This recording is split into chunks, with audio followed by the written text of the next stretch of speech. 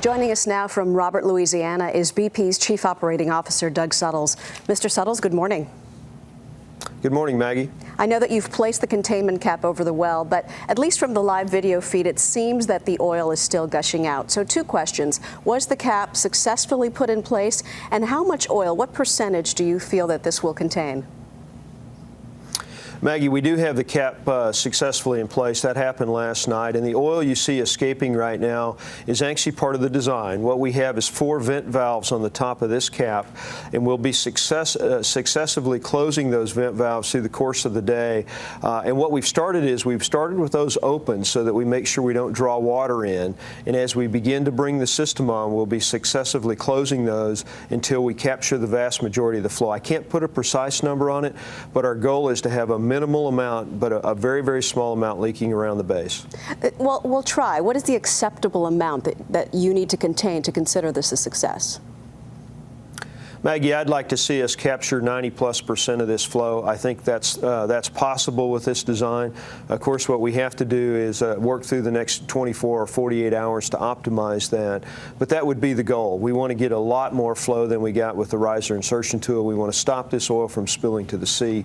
And I think this option, this plan we're pursuing right now could capture the vast majority of that. Clearly, you're working at containing the leak at the source, but is BP spending enough money and effort to keep the oil that is already out there from reaching Florida and other states, and to aid in the cleanup, to help, for example, clean up and try to save those birds that we're seeing drenched in oil on the shores of Louisiana?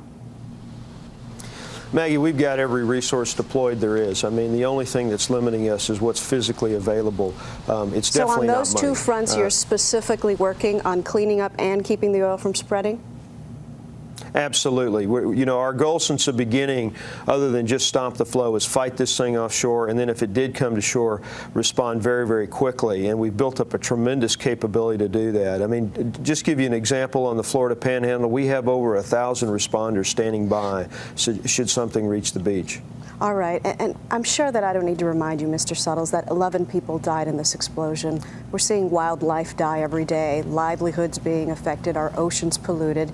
Yet we have top BP officials making comments like, it's not so bad, it's a big ocean, or I want my life back. What would you like to say to the people who were deeply offended by the insensitivity of those comments?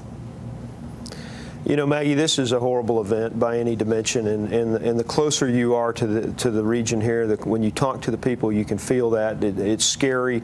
It hasn't ended yet, and that scares people. I can tell you that every person in this company and every person in this event are focused on getting this thing stopped and cleaning it up and acting responsibly. And if there are any comments out there that have hurt people, you know people are very sorry about those. I can tell you I'm completely focused on this. I got a huge team around me, a great group of people who are doing everything they can to minimize the impact, whether that's to the environment or to the people of this region. Doug Suttles, thank you, sir. Thanks, Maggie. A lot happens early on The Early Show, weekday mornings on CBS.